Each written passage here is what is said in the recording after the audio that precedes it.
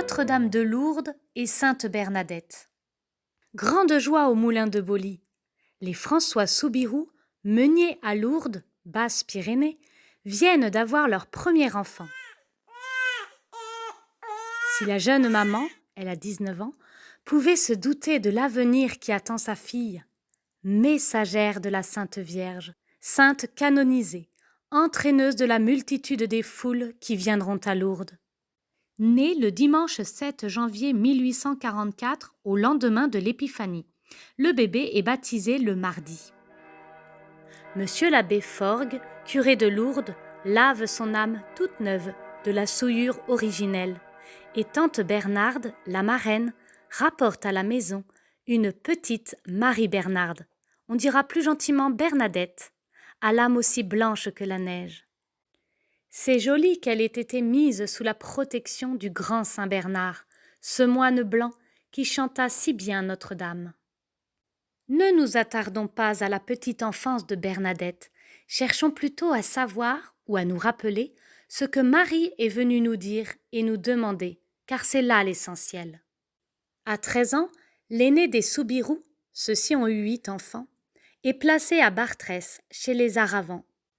Asthmatique depuis l'âge de 6 ans, souffreteuse, elle sera mieux à la campagne qu'à la ville, rue des Petits Fossés. À la suite de mauvaises affaires, ses parents ont dû changer de moulin.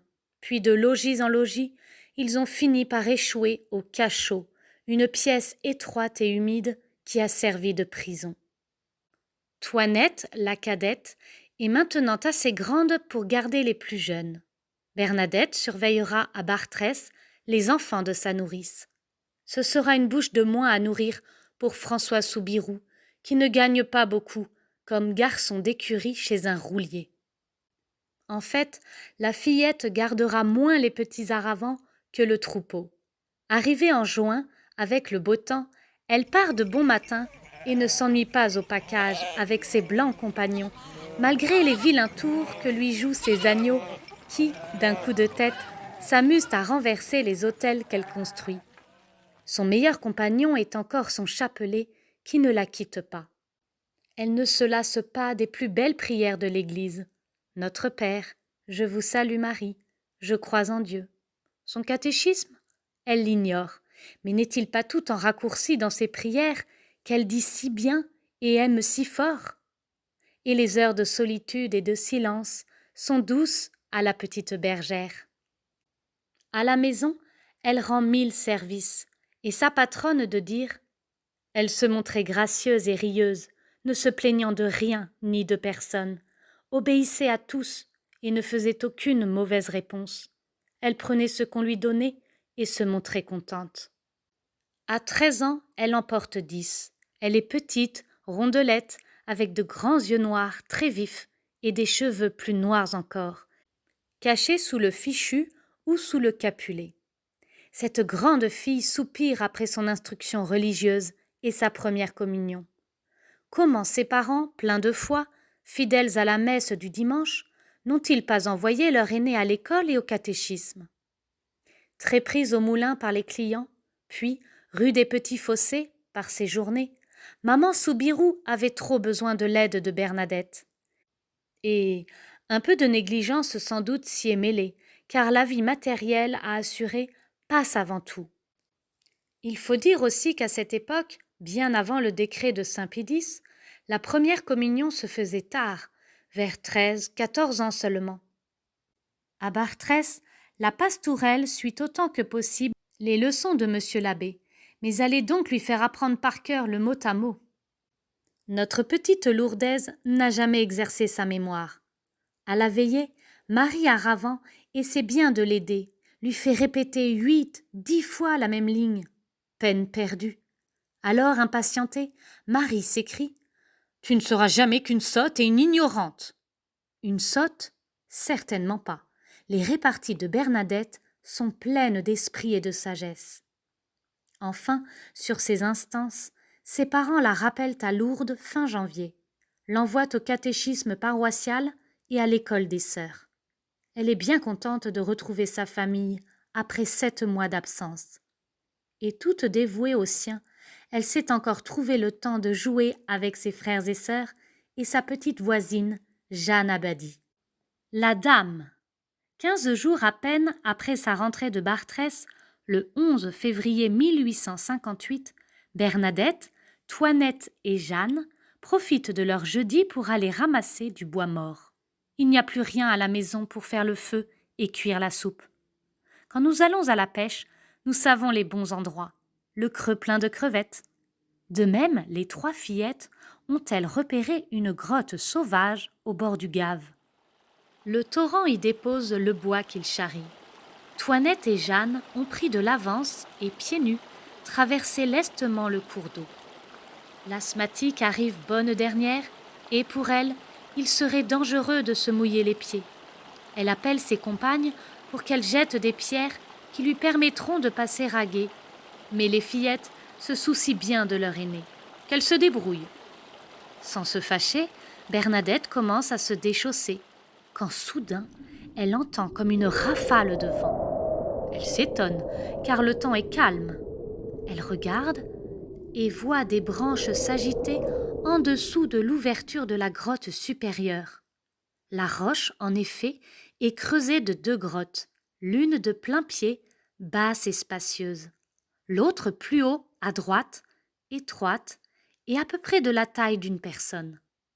Soudain, y apparaît une jeune fille d'une 15aine d'années, ceinturée de bleu autour de sa robe blanche, si lumineuse. 2 roses d'or s'épanouissent sur ses pieds. Elle tient un chapelet à grains blancs et chaînes d'or. Saisie, Bernadette est incapable de faire son signe de croix. Pourtant, elle a pris son chapelet. L'apparition fait le signe de la croix. Enhardie, l'enfant l'imite, et le chapelet terminé, la jeune fille salue et disparaît. Bernadette aimerait savoir si Toinette et Jeanne ont, elles aussi, vu quelque chose. Non, elles n'ont rien vu. Et curieuse, elles questionnent. Bernadette leur confie son secret, et Toinette n'a rien de plus pressé que de tout redire à sa mère. Ainsi fera la petite Jacinthe de Fatima. Une maman peut tout savoir. Toutefois, Bernadette n'avait pas tort de vouloir en parler d'abord à son confesseur, ce qu'elle fit d'ailleurs dès le samedi soir. Le lendemain, sur les instances des petites compagnes de sa fille, maman Soubirou, d'abord très opposée, permet à celle-ci de retourner à Massabielle. « Tu ne verras rien et cela te guérira de tes folles imaginations. » Dimanche 14 février, après la grand-messe, la bande des fillettes part donc pour la grotte où la dame se montre encore à sa privilégiée, mais à elle seule. « C'est peut-être le diable déguisé, » pensent les enfants. Aussi ont-elles pris la précaution de remplir un flacon au grand bénitier de l'église. Bernadette jette de l'eau bénite vers la dame qui, loin de se sauver, approuve de la tête et sourit. Aux enfants de Fatima, Marie dira « Je suis du ciel ». Le jeudi suivant, le 18 février, à la prière de Madame Millet et de Mademoiselle Perret, Bernadette est de nouveau autorisée à se rendre à la grotte. Toutes 3 partent de bon matin. Mademoiselle Perret emporte du papier et de l'encre bien inutilement. Ce que j'ai à vous dire, il n'est pas nécessaire que je le mette par écrit. Voulez-vous me faire la grâce de venir ici pendant 15 jours ? L'enfant acquiesce de tout son cœur. Et moi, reprend la dame, je vous promets de vous rendre heureuse, non en ce monde, mais dans l'autre. Dès le lendemain, le vendredi 19 février, Bernadette est à son poste. L'apparition dure une demi-heure, en présence de 7 ou 8 femmes, dont la mère et la marraine de la petite Soubirou. Toutes ces personnes ne voient rien, mais il est évident que Bernadette, elle, voit quelqu'un de très beau et de très bon, qui la captive tout entière. Le samedi 20 février, une centaine de personnes sont rassemblées au bord du Gave. La petite Soubirou vient s'agenouiller sur une pierre que tout le monde respecte. C'est, dit-on, la place de Bernadette. Alors l'enfant se transfigure. Elle ne bouge plus pendant 3 quarts d'heure. Elle fixe la vision si belle. Plus patiente que la fermière de Bartrès, Marie lui apprend mot à mot une prière pour elle seule. Le premier dimanche de Carême, le 21 février, notre jeune amie arrive à la grotte où le docteur d'Ozus l'a devancée. Incroyant, il se fait fort de démolir les fées de Lourdes. Il est cependant si clair que Bernadette a tout son bon sens et ne joue pas la comédie que, de ce jour au contraire, commence la conversion du docteur. Alors s'en mêle le procureur impérial, le chef d'escadron de la gendarmerie de Tarbes, le commissaire de police et le garde champêtre de Lourdes. Monsieur le curé très prudent se tient à l'écart et ne vient jamais à la grotte. Épreuves et contradictions. En ce premier dimanche de Carême, Bernadette comparaît donc devant Monsieur Dutour, procureur impérial, entre Metz et Vêpres. Après Vêpres, elle est interrogée par Monsieur Jacomet, commissaire de police. Où cela va-t-il la mener? Le père Soubirous est fort ennuyé. Sa fille reste calme, sûre de la vérité. Le lundi 22 février, dans l'après-midi, Bernadette va à la grotte entre deux gendarmes. Et la dame ne se montre pas. Le maréchal des logis s'est planté juste devant la fillette, comme pour lui cacher la grotte. Puis, se retournant, « Si tu n'étais pas une petite sotte, tu saurais que la Vierge, si c'est elle, n'a pas peur des gendarmes, puisqu'elle est sans reproche. Est-ce que, par hasard, tu te sentirais coupable d'un mensonge ?» La mère de Bernadette dit pourtant à qui veut l'entendre. La petite n'est pas menteuse, et je la crois incapable de nous tromper. Les incroyants rient et se moquent. Les meilleurs eux-mêmes sont déçus. C'en est bien fini des apparitions. Et pourquoi? Si la dame a demandé à Bernadette de venir 15 jours, elle n'a jamais promis qu'elle se montrerait chaque fois. Son absence, qui peut être motivée par l'incorrection du gendarme, n'est qu'une preuve de plus des apparitions. Si Bernadette n'avait pas été franche, pour n'être pas publiquement humiliée, elle aurait dit avoir vu la dame comme les autres fois. Le mardi 23 février, après l'épreuve de la veille, quelle joie pour l'enfant en ce mardi après-midi de revoir sa céleste dame. C'est la 7e apparition. Les yeux de la petite bergère s'illuminent, un angélique sourire embellit son visage. Il est évident qu'elle écoute quelqu'un qui lui parle et la ravit. « Tu m'as dit que la dame est aussi belle que Madame X », avait remarqué M. Jacomet le jour de l'interrogatoire, et Bernadette avait aussitôt protesté. « Non, j'ai dit bien plus belle. » Plus tard, elle dira. « Quand on l'a vue une fois, on voudrait mourir pour la revoir. » En ce 23 février, la Sainte Vierge confie à Bernadette, et pour elle seule, des secrets qu'elle saura garder. Pourquoi le lendemain, mercredi 24 février, Bernadette, si radieuse, devient-elle soudain si triste, triste jusqu'à pleurer? Devant les 500 personnes présentes, elle gravit à genoux la pente qui, à cette époque, précédait la grotte, baisant la terre à chaque avancée et répétant, évidemment après la dame, « Pénitence, pénitence, pénitence. » Le jour suivant, le jeudi 25 février, 9e apparition, il ne s'agit plus de se traîner sur les genoux, mais d'aller boire à la fontaine et s'y laver. La fontaine? Il n'y en a pas. Bernadette pense qu'il s'agit du Gave et se dirige de ce côté. Mais d'un signe, la dame lui désigne le côté gauche de la grotte.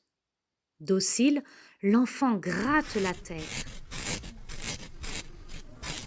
L'eau surgit et elle la boit. Ce même jour, à la stupéfaction des témoins, Bernadette, par obéissance, mange, non sans peine, quelques brins d'herbe durs et mauvais. Non pas sottise et gestes ridicules, mais gestes d'humilité, de renoncement à l'amour-propre, acte de pénitence pour les pécheurs. Des carriers qui travaillaient aux environs creusèrent un bassin pour retenir l'eau miraculeuse dont le filet grossissant ne tarira plus et par laquelle d'innombrables malades seront guéris et fortifiés dans les siècles à venir. Plus encore que des corps malades, notre Mère du ciel a pitié des âmes malades. C'est pour les pécheurs que la Sainte Vierge a dit à Lourdes « Pénitence, pénitence, pénitence ». Et encore « Baiser la terre pour les pécheurs ». Et c'est peut-être pour donner à Bernadette l'occasion d'un très beau sacrifice qu'elle ne se montre pas le 26 février. L'enfant avait dit son chapelet si pieusement et avec tant de recueillement que tous en avaient été édifiés et émus, et que beaucoup s'étaient unis à sa prière. Pendant que la foule était massée autour de la grotte, une pauvre femme arrive, portant dans son tablier son petit enfant livide, les yeux fermés, la tête ballante. On préparait déjà chez elle ce qu'il fallait pour l'ensevelir. Stupeur de la foule. Que va-t-elle faire? Avec une foi digne de celle que Jésus louait chez le centurion, elle plonge le petit moribond dans l'eau glaciale de la source. « La Sainte Vierge me le guérira », répond-elle au murmure de la foule, et elle refait coucher l'enfant dans son lit. Le lendemain, après une longue nuit paisible, le petit Justin se réveille. Lui qui n'a encore jamais marché appelle. « Maman, plus dodo, levez !»« Non, mon petit, reste encore au lit. Tu étais si malade. Rendors-toi. » Et elle sort de la chambre.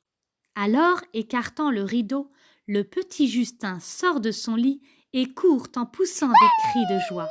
Sa mère rentre vite. « Prends garde, tu vas tomber !» Mais Justin est déjà dans ses bras. « Maman, Justin, bien content !» Les voisins, attirés par le bruit insolite, se joignent à la mère pour remercier Dieu.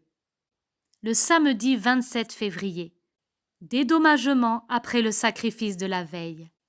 La joie du revoir se prolonge plus que d'habitude.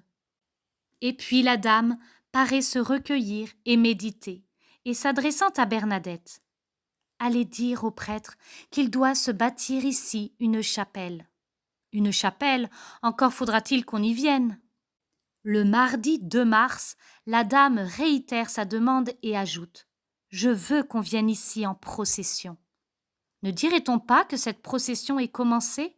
Voyez ces files de gens sur le chemin, particulièrement les jours de marché. Mais on vient aussi de beaucoup plus loin, de Nantes, de Paris et d'ailleurs. Vous me ferez la grâce de venir ici pendant 15 jours, avait dit la dame. Bien des fois Bernadette a compté les jours sur ses doigts. 15 jours, comme les 15 mystères du rosaire. Chiffre facile à retenir. Et la quinzaine s'achève.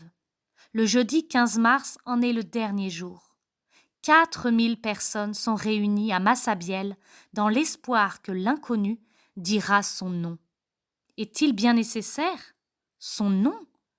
Il est dans tous les cœurs, sur toutes lèvres. Et soudain éclate le Magnificat. Premier Magnificat chanté à la grotte par la foule. Depuis quelques jours déjà, 1, puis 2, puis 3 cierges brûlent dans l'excavation. Des femmes, des enfants, des ouvriers, des paysans s'attardent, chapelet en main. Ce 15 mars, à 8 heures du soir, devant 600 lourdés à genoux, on installe dans la grotte supérieure une statue de la Vierge dans une niche garnie de mousse et de fleurs. Oui, ils ont deviné. Marie n'a plus qu'à ratifier. Voici la fête de l'Annonciation le jeudi 25 mars. Vers 5 heures du soir, Bernadette se rend à la grotte avec sa tante Lucile. La lumière brille déjà au-dessus de l'églantier et la dame attend Bernadette. Elle était là, raconte celle-ci, paisible, souriante et regardant la foule comme une mère affectueuse regarde ses enfants. Quand je fus à genoux devant elle, je lui demandai pardon d'être arrivée en retard. Toujours bonne pour moi, elle me fit signe de la tête que je n'avais pas besoin de m'excuser. Alors je lui exprimai toute mon affection, tous mes respects et le bonheur que j'avais de la revoir. Après l'avoir entretenue de tout ce qui me vint dans le cœur, je pris mon chapelet. Pour que la Dame Blanche ait sa chapelle, ses processions, monsieur le curé a exigé qu'elle dise son nom. C'est pourquoi, par 2 fois, Bernadette lui demande « Madame, ayez la bonté de me dire qui vous êtes. » Silence.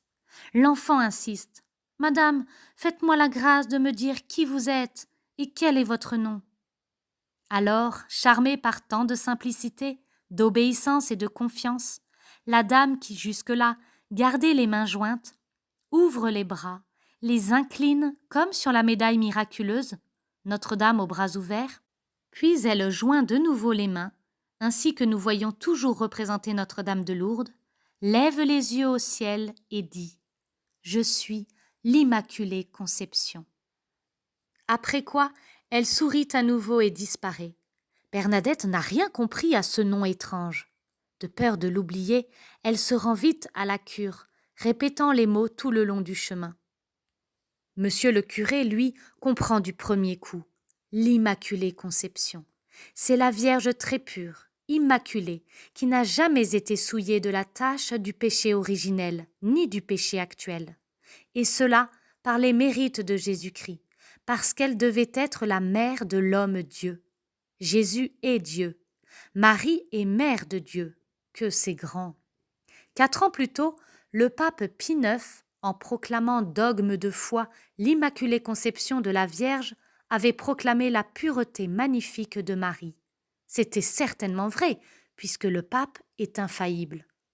Toutefois, dans son immense bonté et dans sa gratitude, la Sainte Vierge est venue en personne ratifier la parole du pape, et cela en France, par l'intermédiaire d'un enfant de chez nous. Les petits Français et les petites Françaises ont donc un devoir très spécial de donner l'exemple de la fidélité au chapelet, au moins à la dizaine, et non seulement au chapelet, mais à tous les désirs de la très sainte Vierge. Après avoir dit son nom, la dame est revenue faire ses adieux et sourire une dernière fois sur cette terre à Bernadette, le 16 juillet, fête de Notre-Dame du Mont-Carmel. Écoutez-en le joli récit. Dans la matinée du 16 juillet 1858, il y eut dans les rues de Lourdes une animation inaccoutumée. C'est la fête annuelle de la confrérie des Ardoisiers. Ils viennent assister à la messe, groupés derrière leur bannière, sur laquelle rayonne l'image de leur patronne, Notre-Dame du Mont-Carmel. Sous ce vocable, la Vierge a, depuis 200 ans, sa chapelle et son autel en l'église Saint-Pierre de Lourdes. Une foule nombreuse escorte ces braves carriers et communie après eux. Par dévotion pour Notre-Dame du Mont-Carmel, dont elle porte le scapulaire depuis sa première communion, Bernadette s'est approchée, elle aussi, de la Sainte Table. Dans la soirée, la petite Soubirous se retrouva à l'église. De sa communion du matin, elle voulait remercier encore. Or, pendant sa prière, après 3 mois et plus de silence, la voix de Marie se fit entendre à son cœur. Elle se lève et va chez Louise Castereau, la plus jeune de ses tantes. Vite, vite, il faut qu'elle se rende à la grotte. Elle y est attendue. Quelques voisines les suivent. Voici le petit groupe dans la prairie de la Ribère, face à Massabielle. Il est environ 8 heures du soir. Le jour décline. D'où elles sont, Bernadette et ses compagnes découvrent, au-delà du torrent, la voûte de la grotte dont le reste est caché par la clôture de planches. Quelques femmes qui priaient là se sont rapprochées des nouvelles venues. Bernadette tire son chapelet, s'agenouille. On l'imite. Quelques ave et l'enfant, dans un geste de surprise heureuse, desserre ses mains qui se tendent vers la vision merveilleuse. « Oui, oui, la voilà !» s'écrie-t-elle. « Elle nous salue et nous sourit par-dessus les barrières. » Et Bernadette déclarera « Jamais je ne l'avais vue si belle. » Après environ un quart d'heure, Notre-Dame de Lourdes cessa de se montrer. Mais, demanda à l'enfant une de ses grandes amies, comment pouvais-tu l'apercevoir? Le gave est si large à cet endroit, et les planches de barrière montent si haut. Je ne voyais à ce moment, répondra-t-elle, ni le gave ni les planches. Il me semblait qu'il n'y avait pas entre la dame et moi plus de distance que les autres fois. Je ne voyais qu'elle. Ce fut la 18e et dernière apparition. L'Immaculée avait attendu sa fête de Notre-Dame du Mont-Carmel pour dire adieu à Bernadette et lui sourire, ainsi qu'à nous tous, au-delà du temps et de l'espace.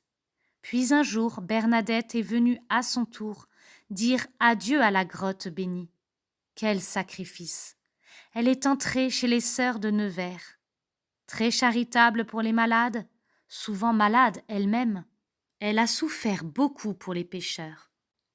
Enfin, le 13 avril 1879, elle partit voir éternellement celle dont elle avait dit, le jour même, aux sœurs qui l'entouraient: « Je l'ai vue, oh, qu'elle était belle et que j'ai hâte d'aller la revoir. » Les guérisons miraculeuses se succèdent sans interruption à Lourdes.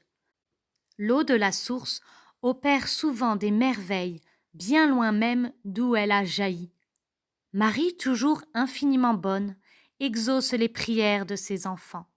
Miracles d'ordre naturel et miracles d'ordre spirituel. Combien de conversions s'opèrent à chaque instant à la grotte? Et qui n'est revenu plus vaillant après sa visite à Marie? Le moindre des miracles n'est pas celui de la foule des malades qui défilent pleins de foi et d'espérance aux pieds de la Vierge et dont un certain nombre sont guéris. Mais il est dans le fait que tous, même s'ils ne sont pas exaucés, gardent au cœur leur invincible amour et trouvent une force nouvelle pour s'abandonner à la divine volonté, même crucifiante. Ils poussent souvent l'héroïsme jusqu'à demander à Dieu la guérison d'un malade voisin et non la leur. Le 13 août 1913, saint Pie X introduisit la cause de béatification de Bernadette. Elle fut béatifiée en 1925 par Pie XI, puis canonisée par lui le 18 décembre 1933. Sainte Bernadette, priez pour nous.